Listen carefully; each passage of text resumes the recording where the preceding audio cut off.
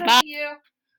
A Place to Land by Barry Wittenstein, illustrated by Jerry Pinkney. Martin Luther King Jr. was once asked if the hardest part of preaching was knowing where to begin. No, he said. The hardest part is knowing where to end. It's terrible to be circling up there without a place to land.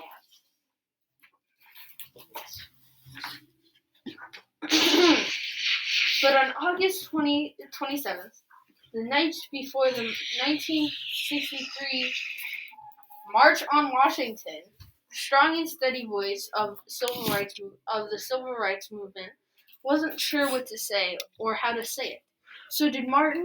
So Martin did what great men do. He asked for guidance, not from above, at least not at first. In the lobby of the Willard Hotel where Abraham Lincoln once stood, a meeting of the minds took place. Pictures.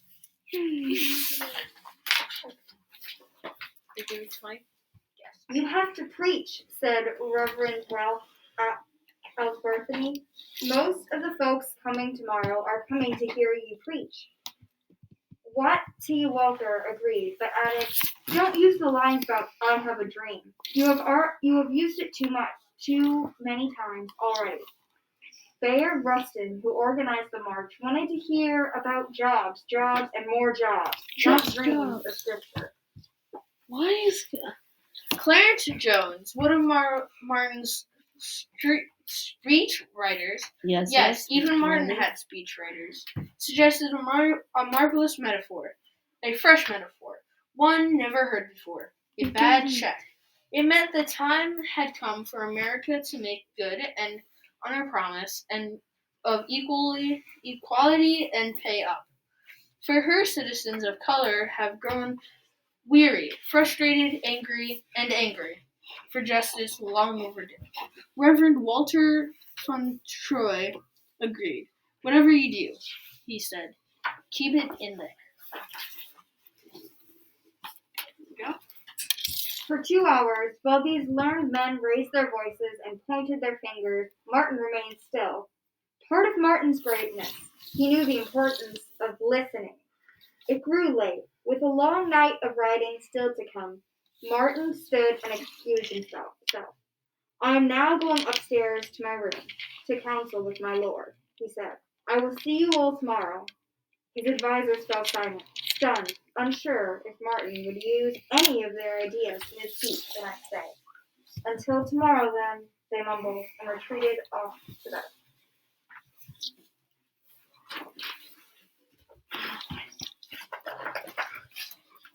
Upstairs, alone in his suite, surrounded by rough drafts and scribbled notes on yellow legal pads, Martin saw Rosa, Fanny Lou, Emmett, I don't know how to say that, Names. Medgar, and the children of Birmingham, and so many others. Their faces forever seared into his memory. Heroes all, chased by snarling police dogs, knocked off of their feet by high-pressure water jets, arrested, beaten, shot, and hung. Shot and poked by cattle prods, their homes, schools, and churches burned and bombed. Midnight.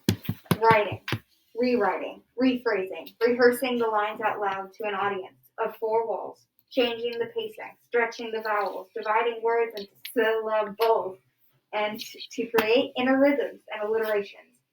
"It was like poetry," said Andrew Young, the soft-spoken pastor who counseled Martin throughout the night. Words crossed out of 3-4 times, searching for the perfect meaning and rhythm. 4 a.m. The handwritten speech finished, but not finished. Martin, exhausted, surrendered to sleep. Martin was a very busy man. Mm-hmm. While at the same time, up in Harlem in New York City, on 125th Street, in Chicago and Philadelphia, Cleveland, and Memphis, the crowds cheered friends and relatives climbing around, chartering buses and trains, on foot and on planes, saying, "We shall own."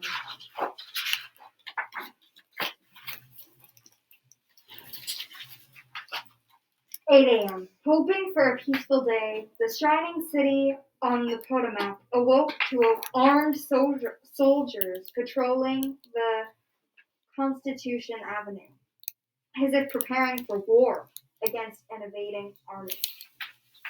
Noon. Women in flowing white dresses, gentlemen in pressed white shirts and snazzy fedoras, carrying snazzy. Thank you. Welcome. Snazzy fedoras, carrying signs of protest, carrying signs of hope, walked past the reflecting pool, watching their reflection silhouetted against the blue sky.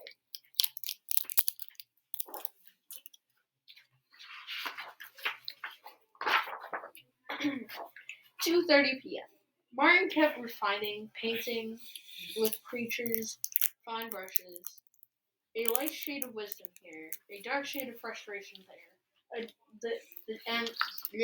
the darkest shade of four whites only everywhere. Approaching 3:30 p.m.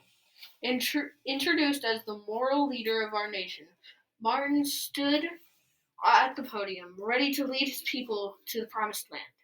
He removed the followed white sheet of paper from his pocket of his black suit, and the speech typed and finished, but never finished, and placed it flat onto the lecture.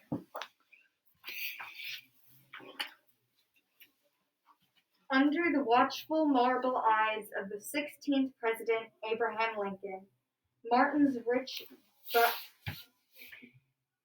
baritone God's trombone rang out across the ages, gathering the glorious images of the Constitution, the Declaration of Independence, the Emancipation Proclamation, and wrapping them around the writings of Langston Hughes, the Bible, and spirituals he learned as a child, adding a sentence for emphasis, replacing a word for clarity. Changes made in the moment to match the mood of the moment. The speech was good. The crowd applauded where it should, but Martin wanted more.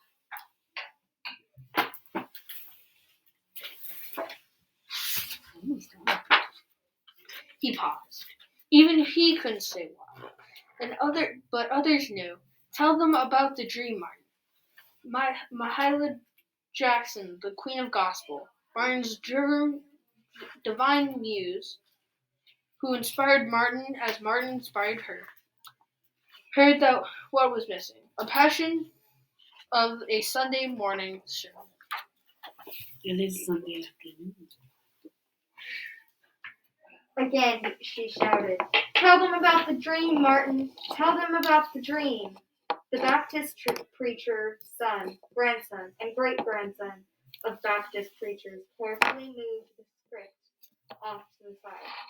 Martin was done circling. The lecture was over. He was going to church, his place to land, and taking a congregation. Congregation? What? I think it's Can I see your book? No, Yeah, congregation of 250,000 along for the ride. That's a lot of people. Mm-hmm. How close are we to being done? Four words spoken many times in Chicago, Detroit, Birmingham, and Albany, Georgia. But never as emotional as on this day. Never intended to be heard on this day. Never even written down for this day. Not even once. I have a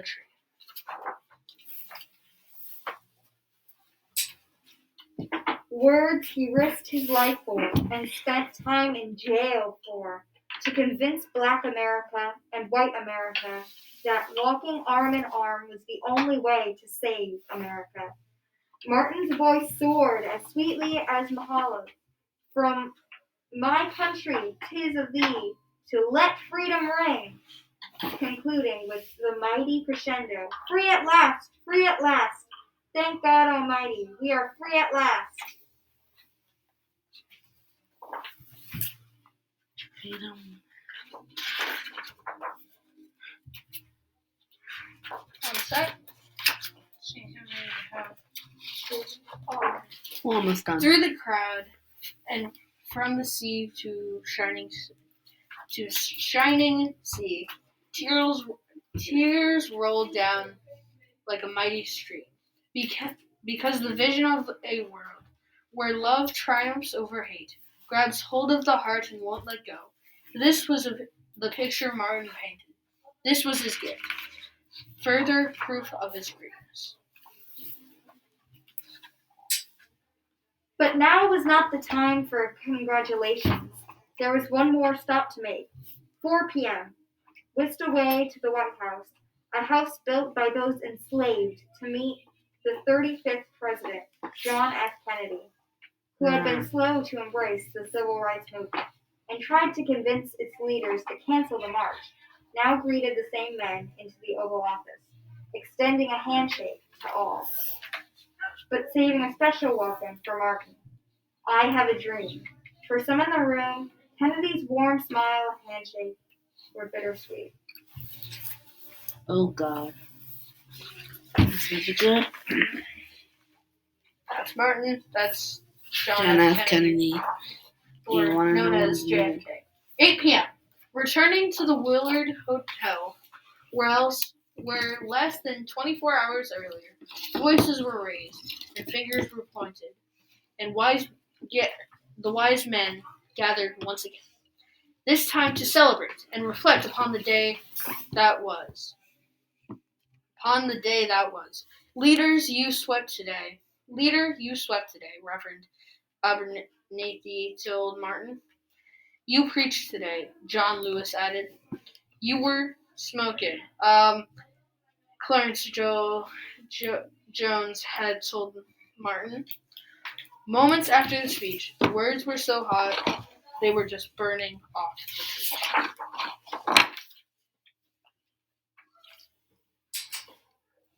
They all knew more battles lay ahead. Angry late-night meetings in hotel lobbies, frantic phone calls, tears, and blood to be shed. Fighting every inch to cross the bridge to make Martin's dream come true.